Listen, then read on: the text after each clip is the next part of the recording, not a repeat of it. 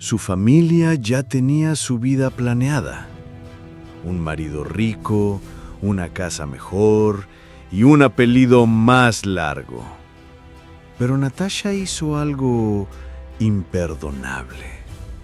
Vendió su casa sin decir una sola palabra y se fue en moto rumbo a África. No por venganza, por hambre de verdad. Esta es la historia de una hija que traicionó el sistema y encontró libertad donde menos lo esperaban. Bienvenidos a Sabios Anónimos, un espacio donde las historias más humanas se encuentran con el silencio de quien necesita escucharlas. Tal vez hoy, esa persona seas tú. Natasha tenía 26 años cuando el cristal comenzó a romperse. La casa donde creció no era solo una casa, era un monumento al éxito, un templo moderno construido sobre generaciones de riqueza y reputación. Tenía un ascensor privado, techos tan altos que el eco parecía a un huésped más, y un jardín perfecto donde nunca se permitía caminar descalza. Desde niña fue la promesa brillante, la niña modelo. Buenos modales, estudios perfectos, belleza pulcra. Todo en su vida estaba cuidadosamente diseñado por otros. Su ropa, sus palabras, incluso sus gestos. Nada era espontáneo. Nada le pertenecía realmente. Pero dentro de ella algo crujía. Una voz suave, escondida, que cada día susurraba con más fuerza: esto no es tuyo, esta vida no es tuya. Su habitación estaba llena de trofeos y diplomas, reconocimientos, medallas, estanterías con libros que jamás eligió. Cada objeto parecía un recordatorio de lo que debía ser, pero a ella todo eso le parecía ajeno. No era orgullo lo que sentía al verlos, era vacío. En las noches, acostada en una cama demasiado grande, miraba el techo como quien esperaba una respuesta y pensaba: me enseñaron a ser perfecta, pero olvidaron enseñarme a ser libre. A veces sentía ganas de gritar, pero no sabía qué decir. Solo tenía un nudo en el pecho y un mundo entero esperando que sonriera. Recordaba las cenas familiares, la mesa larga, los cubiertos de plata, los silencios incómodos. Su madre corrigiendo la forma en que sostenía la cuchara. Su padre hablando de negocios sin mirarla directamente. El ambiente era tan elegante como helado. En uno de esos almuerzos, mientras los adultos hablaban de inversiones y herencias, Natasha se perdió mirando una ventana. Afuera, una niña corría bajo la lluvia. Se mojaba, reía, saltaba entre charcos como si no existiera el tiempo. Y ella, sentada en su trono de porcelana, sintió una punzada de envidia. Quiero gritar, pensó, pero nadie me escucha. ¿Y si este no es mi mundo? ¿Y si nunca lo fue? El mundo de cristal en el que vivía Natasha era perfecto en apariencia, pero por dentro comenzaba a agrietarse. Y aunque aún no lo sabía, esas grietas eran la antesala de una libertad que cambiaría su vida para siempre. Fue una noche cualquiera, una de esas noches en las que todo parece estar en su sitio, menos el alma. La terraza estaba desierta. La ciudad dormía abajo como un gigante indiferente, cubierto por luces lejanas. Natasha estaba sola, sentada sobre un sillón de diseño que no le daba consuelo. Con una copa de vino que no lograba calmar el torbellino que llevaba por dentro. Miraba el cielo. La luna, redonda y serena, la observaba sin juicio. Era la primera vez en mucho tiempo que sentía que alguien la miraba, sin esperar nada. Abajo, en el jardín simétrico, los aspersores seguían rociando el césped con precisión matemática. Todo estaba calculado, cronometrado, controlado, como su vida. Suspiró. El silencio la envolvía, pero no era un silencio de paz, era un silencio de encierro. Tomó el celular por inercia, empezó a deslizar el dedo por la pantalla sin buscar nada, solo intentando escapar de su cabeza, hasta que una imagen la detuvo. Una mujer, de piel quemada por el sol, iba sola sobre una moto polvorienta en mitad del desierto. Sonreía. Detrás de ella un grupo de niños corría, riendo. No había filtros, no había marcas de ropa, no había joyas ni maquillaje. Solo tierra, risa, vida. Natasha sintió que el mundo se detuvo. Su garganta se cerró. Era como si esa imagen le hubiera abierto una puerta que siempre estuvo ahí, pero jamás se atrevió a cruzar. Sintió un temblor. No en las manos, en el pecho. Bajó lentamente el celular, cerró los ojos y por primera vez en años deseó algo que no podía comprarse. Esa noche no durmió. Se dio vuelta una y otra vez en su cama. Sentía que las paredes se cerraban, que las sábanas dilataban, que el techo la oprimía. Las sombras de su habitación parecían observarla, como si supieran que algo dentro de ella se había activado. Y entonces llegó ese pensamiento. Claro, innegable. Si me quedo aquí, voy a morir. No por fuera, por dentro. Durante los días siguientes, Natasha se volvió una espectadora de su propia vida. Asistía a almuerzos, sonreía, contestaba con frases automáticas, pero por dentro estaba ausente. Observaba cada gesto, cada frase, cada expectativa como si fuera una película antigua que ya no quería ver. Sus padres hablaban de sus futuros planes, del negocio familiar, de una reunión con el hijo de un socio millonario. Y ella solo asentía, mientras por dentro se repetía una y otra vez: esto no es mío, esto no soy yo. Y así, lentamente, sin hacer ruido, la semilla de la huida se convirtió en un plan. Ya no era una fantasía de medianoche, era una decisión, una que empezaría a tomar forma en secreto, una que, más que una fuga, sería una resurrección. Fue en silencio, sin alardes, sin confesiones. Así empezó Natasha a construir su escape. Durante el día su rutina seguía siendo impecable. Desayunos con frutas cortadas perfectamente, clases de yoga, reuniones familiares, saludos con sonrisas vacías. Pero por dentro ya no estaba ahí. Su mente habitaba otro mundo, uno con caminos de tierra y cielos abiertos, uno donde pudiera ensuciarse sin disculparse.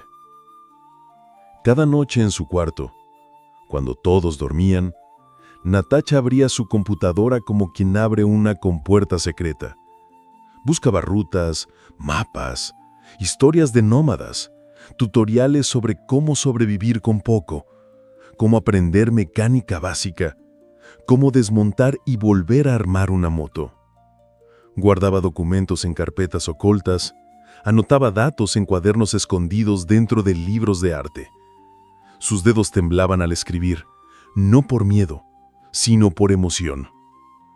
Vendió algunas joyas, antiguas, valiosas, piezas heredadas por generaciones. Lo hizo a través de contactos anónimos, sin dejar rastros. Con ese dinero, compró lo esencial: una mochila de viaje, botas resistentes, una cámara pequeña y una libreta nueva donde escribiría su verdad. Buscó foros, habló con viajeros, aprendió a usar mapas sin conexión. Incluso comenzó a caminar diferente, más firme, más ligera, como si sus pies ya supieran que muy pronto no habría regreso. Sabía que no podía confiar en nadie, ni en amigos, ni primos, ni siquiera en su hermana. No porque fueran malos, sino porque el amor que conocía siempre venía con jaulas. Su familia tenía poder. Bastaba una llamada, una orden, una firma, y la devolverían a su jaula de terciopelo. Así que no podía avisar. Tenía que desaparecer. Contactó a un abogado externo, uno ajeno a los negocios familiares. Le pidió que hiciera todo discretamente: la venta de la casa, el traspaso legal, la transferencia de los fondos, todo con la condición de silencio absoluto. Y él, intrigado, pero profesional, accedió. Vendió la casa, su propia casa, la que había sido símbolo de estatus y orgullo familiar. La vendió sin una lágrima, sin un nudo en la garganta. Y entonces llegó el día. Salió en la madrugada. El cielo aún estaba azul oscuro. La ciudad, dormida. Pasó por el vestíbulo por última vez. Tocó con los dedos la barandilla del segundo piso. Miró la lámpara del comedor, donde durante años fingió estar presente. Y caminó hasta la cocina, donde dejó las llaves sobre la encimera de mármol blanco. Las observó unos segundos, tan frías, tan vacías, y sonrió por primera vez en mucho tiempo, con honestidad. Sacó su celular, tomó una foto de las llaves, la subió a Instagram, con una sola frase: gracias por todo. Ahora soy libre. Su familia se enteró por redes, y mientras ellos intentaban qué significaba aquella imagen, Natasha ya se alejaba, en una moto usada, con el viento en la cara y un mapa sin rutas fijas. Lo había hecho. Había comenzado su renacimiento. La publicación se volvió viral dentro de su pequeño círculo de cristal. Una foto simple, unas llaves solas sobre mármol blanco, pero para quienes conocían a Natasha fue como una bomba, un símbolo de traición, una renuncia pública, un golpe directo al orgullo familiar. Los mensajes comenzaron a llegar de inmediato. Primero, mensajes confusos. ¿Qué significa esto? ¿Dónde estás? ¿Es una broma? Luego, mensajes angustiados. Por favor, llámanos. Estás asustando a tu madre. Dinos que estás bien. Y entonces comenzaron las amenazas. ¡Estás loca! Nos humillaste públicamente. Vuelve ahora mismo o te olvidamos. Pero Natasha no respondió. Apagó su celular por completo. No lo volvió a encender durante varios días. No quería ruido. No quería voces que intentaran detenerla. Porque en el fondo sabía que si escuchaba demasiado podía volver a caer. Podía dudar, podía flaquear, y no podía permitírselo. Mientras su familia ardía en llamadas, correos, mensajes y especulaciones, ella estaba cruzando la frontera sur de España, rumbo a un mundo sin nombre. Su moto era vieja, sí, pero cada rugido del motor le recordaba que estaba viva, Cada kilómetro recorría no solo una distancia, sino una parte de sí misma que había estado dormida. Cruzó Europa con el alma desnuda. Italia, Eslovenia, Grecia, Turquía, no como turista, sino como aprendiz. Dormía en hostales baratos, en casas compartidas, en tiendas improvisadas. En cada lugar conocí a alguien nuevo. Una joven con ojos tristes que había escapado de un matrimonio forzado. Un viejo viajero que llevaba años recorriendo el mundo sin un destino claro. Un músico callejero que le regaló una canción solo por escucharla hablar. Se convirtió en invisible y al mismo tiempo más visible que nunca. Una noche, en un hostal en Belgrado, un tatuador le ofreció tatuarla a cambio de una historia. Natasha se quitó la chaqueta. Le habló de su casa, de su fuga, de su moto y de su hambre de libertad. Él no dijo nada. Solo tomó su brazo izquierdo y con tinta negra escribió una sola palabra: libre. Otra tarde en Turquía, una mujer mayor le ofreció té y pan. Hablaron con gestos, sin idioma en común. Antes de irse, la anciana le entregó un pequeño anillo de cobre. «Para que no olvides quién eres», le dijo en su lengua. Natasha no entendió las palabras, pero sí la intención. Y en Grecia, mientras caminaba por un mercado polvoriento, una mujer anciana la detuvo de la nada. La miró a los ojos y le dijo en un español imperfecto: «No tengas miedo de renacer, aunque duela». Esa frase la persiguió durante semanas. La escribió en su cuaderno. La repitió en voz baja cada vez que el camino se volvía duro. Porque no todo era romántico. También hubo frío. También hubo hambre.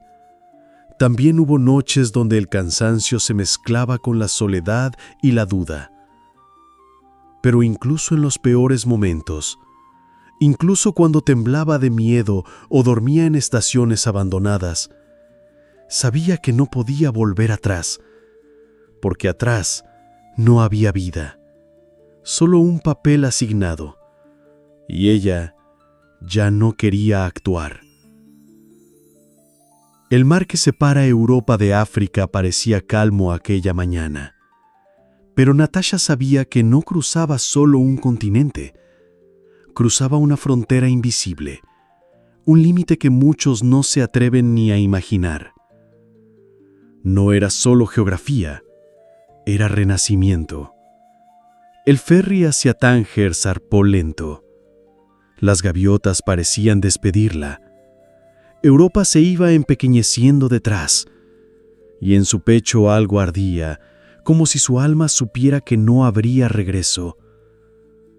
Al pisar suelo marroquí, la luz cambió. Los colores eran más intensos, más terrosos, más vivos. Los sonidos más cercanos. Las miradas más sinceras. Tánger la recibió con el caos dulce de sus mercados, especias flotando en el aire, zapatos colgando como banderas, niños corriendo con carcajadas de otro mundo. Natasha sonrió, pero también sintió miedo. Aquí no había Google Maps que la guiara. Aquí nadie hablaba su idioma. Aquí era una desconocida, en todo el sentido. Pero también por eso, estaba exactamente donde quería estar.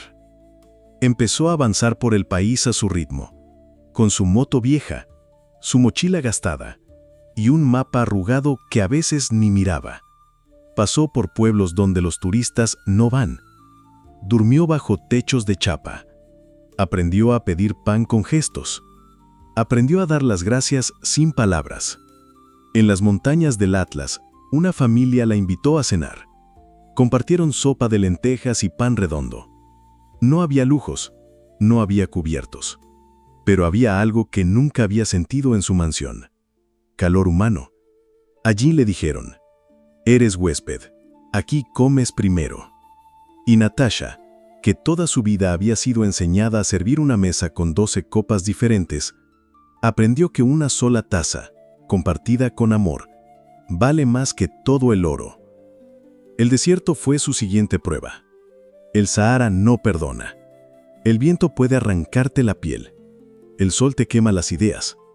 Y la noche te deja desnuda frente a ti misma. Allí, entre dunas infinitas, su moto se detuvo. Una tormenta de arena se acercaba. Tuvo que buscar refugio. Unos pastores bereberes la vieron a lo lejos, y sin preguntar su nombre ni su historia, la llevaron con ellos. Durante 3 días vivió en una tienda nómada, sin espejos, sin tecnología, sin nombre. Lavaba su cara con agua recogida del cielo. Comía dátiles. Dormía sobre mantas de lana. Miraba el fuego como si fuera un oráculo. Y allí, en esa lentitud brutal, vio su reflejo en los ojos de otros, gente que no sabía quién era ella, pero la trataban como si lo supieran todo. La miraban con una paz que no juzga, con una ternura que no pregunta, con una presencia que no exige. Y por primera vez lloró. Pero no de tristeza, ni de miedo, ni siquiera de nostalgia. Lloró de reconocimiento, como si por fin se hubiera encontrado, como si hubiera vivido 26 años buscando algo que, por fin, estaba justo frente a ella. Cuando la tormenta terminó, le ofrecieron quedarse, pero algo dentro de Natasha le dijo que debía seguir, que aún no había llegado al final. Se despidió con un abrazo. Le regalaron una bufanda azul. «Para proteger tu voz del desierto», le dijeron. Volvió a montar su moto, más sucia, más delgada, pero más fuerte. El viento del Sahara le golpeaba la cara, pero ahora no se cubría. Dejaba que la tierra la marcara, que el mundo la tocara, que el viaje la tallara como escultura viva. Cuando cruzó la frontera hacia Senegal, sabía sin palabras que algo profundo iba a cambiar. Ya no buscaba, ahora simplemente llegaba. Cuando Natasha cruzó la última frontera y pisó suelo senegalés, no sabía que acababa de llegar al lugar donde el tiempo no corría, flotaba. No la recibió un aeropuerto lujoso ni un hotel con buffet. La esperaba una tierra roja, viva, caliente como el pecho de la tierra misma. Una brisa que olía a madera quemada y voces que cantaban en idiomas que su alma sí entendía. Ella avanzaba lentamente por caminos de tierra. El polvo se levantaba a su paso, y a lo lejos veía techos de paja redondos, como coronas humildes hechas a mano. Las casas eran de barro, de caña, de paja entretejida con sabiduría ancestral. Algunas decorados con dibujos blancos, flores, soles, ojos protectores. No había muros, había cercos de madera, puertas abiertas y miradas curiosas. Natasha detuvo la moto bajo un árbol, bajó lentamente, miró alrededor. No había ruido, pero sí vida. Y entonces, una niña de unos 8 años corrió hacia ella sin miedo. Tenía una trenza larga, sonrisa de estrella y los pies descalzos. Le tomó la mano como si la conociera de toda la vida y simplemente dijo: «Tubab, Bia, Blanca, ven». Y Natasha fue. No entendía nada, pero por primera vez no me sentía perdida. Me sentía invitada. La llevaron a un pequeño poblado en la región de Casamance, al sur del país. Mujeres sentadas en ruedas cocinaban sobre braseros. El aroma del tiebudien, pescado guisado con arroz, tomates, zanahorias y repollo, le acarició el alma. Un hombre mayor le ofreció un cuenco. Natasha lo tomó con ambas manos, como si sostuviera un tesoro. Las risas volaban, las gallinas también. Un grupo de niños bailaban al ritmo de tambores avar. Una mujer mayor, con un pañuelo rojo en la cabeza, le indicó con un gesto que se uniera. Natasha se quitó los zapatos y bailó. Torpe, pero libre. Me di cuenta de que había pasado 26 años caminando con miedo de ensuciarme los pies. Aquí, mis pies se llenaban de tierra, pero mi corazón de sentido. Le ofrecieron quedarse en una pequeña choza vacía. El techo era de paja, las paredes de barro fresco, una cama improvisada con ramas entrelazadas. No había espejo, no había electricidad, pero había una ventana que dejaba entrar el cielo entero. Natasha limpió el lugar, con manos, con alma. Recogió flores amarillas silvestres. Las puso en una botella vacía y con una piedra escribió una palabra en la puerta: hogar. Aprendió a moler mijo con un mortero de madera, a lavar ropa en el río, a saludar en Wolof: Nangadev, ¿cómo estás? A no hablar, solo escuchar, a cocinar con carbón, a respetar el agua como si fuera oro líquido, a pedir permiso a los árboles antes de cortarlos. Una noche, sentada junto a un fuego, una mujer joven, Awa, se le acercó con una sonrisa. Le ofreció un collar de cuentas azules. Esto te protegerá. Es de mi madre. Natasha lo tomó con lágrimas en los ojos. Merci, gracias. Gracias por adoptarme sin pedirme nada. Awa se rió. No te adoptamos, solo te recordamos. Ya eras de aquí. No vine a salvar a nadie. Ellos me salvaron a mí. Con una sonrisa, con un cuenco de arroz, con una canción al amanecer, con la verdad sencilla de existir sin adornos. Natasha empezó a aprender los bailes locales, el sabar, el yela. Hacía batik con las mujeres. Tenían telas con nudos y colores mágicos. Los hombres tallaban madera por horas, sin prisa. Hacían máscaras, figuras de animales y tambores que parecían tener voz propia. Ella compró una libreta y empezó a dibujar. Sus trazos eran torpes pero verdaderos.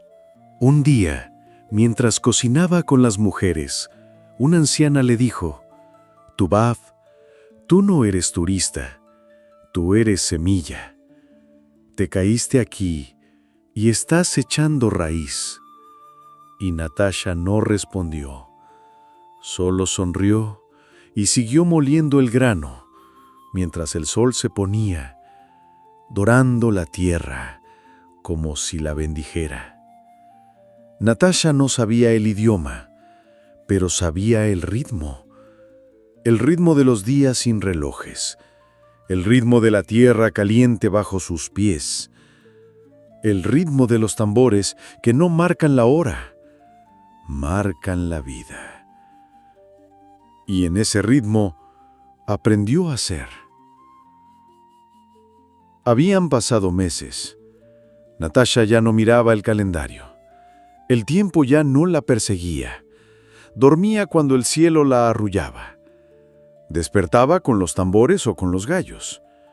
A veces solo se sentaba bajo su árbol favorito, un baobab enorme, con ramas como brazos que abrazaban el cielo. Y ahí leía, escribía o simplemente escuchaba el mundo. Ese día, sin embargo, un niño de la aldea corrió hacia ella. Traía algo en las manos. Una carta. Un sobre arrugado. Su nombre escrito a mano, con una letra que no había visto en meses. pero reconocería aunque pasaran 1000 años. Era de su madre. Por un momento dudé si abrirla. Temí que fuera un anzuelo, una culpa disfrazada. Pero no, era otra cosa. No entiendo tu decisión.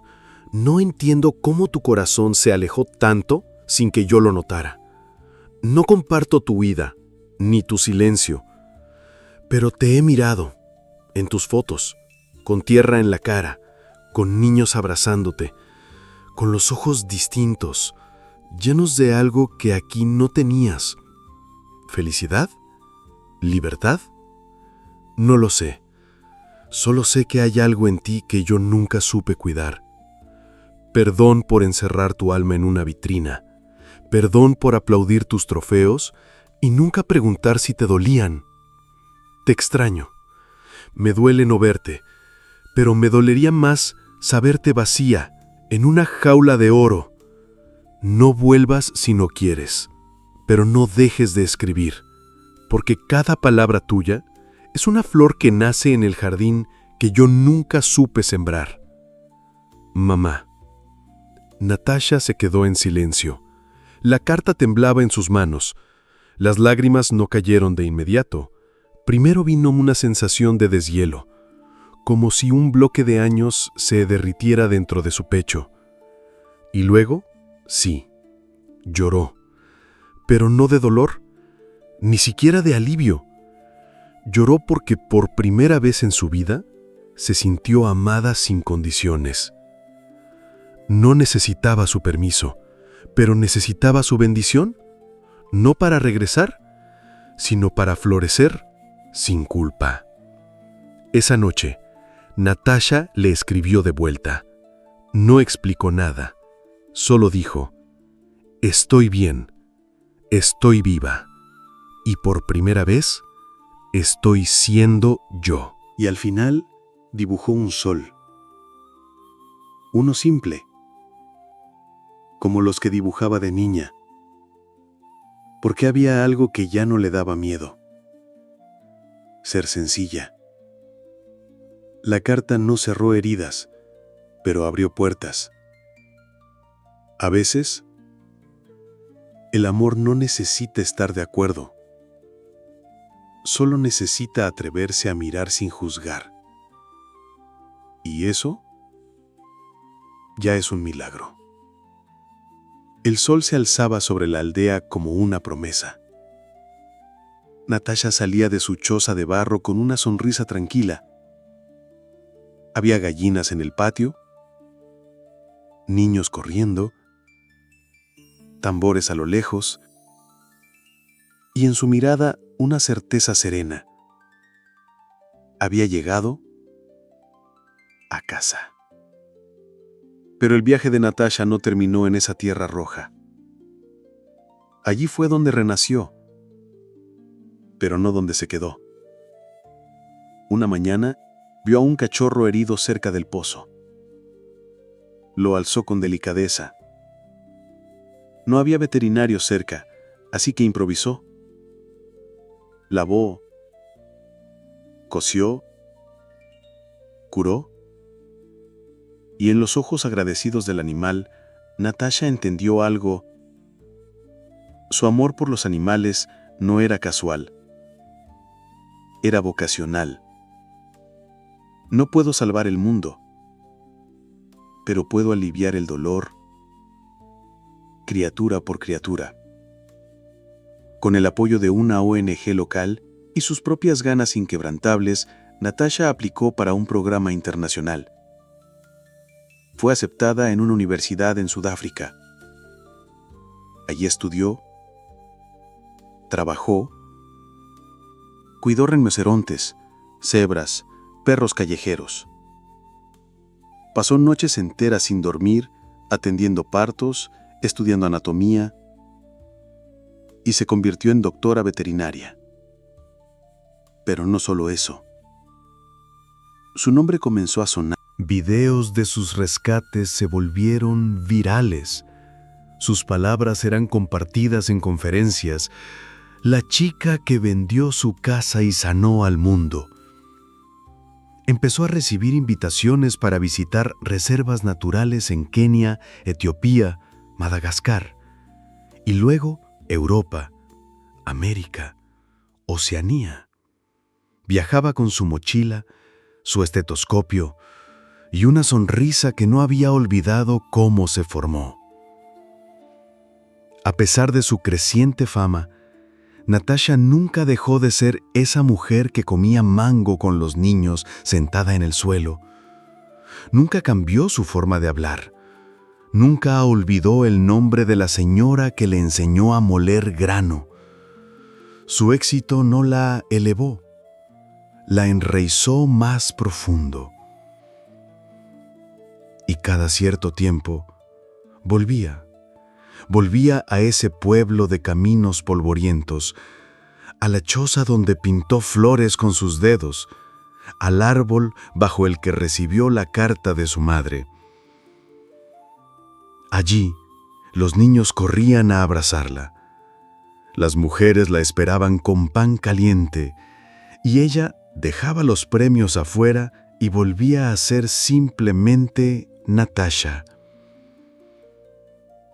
Puedo recorrer el mundo, pero solo aquí recuerdo por qué comencé.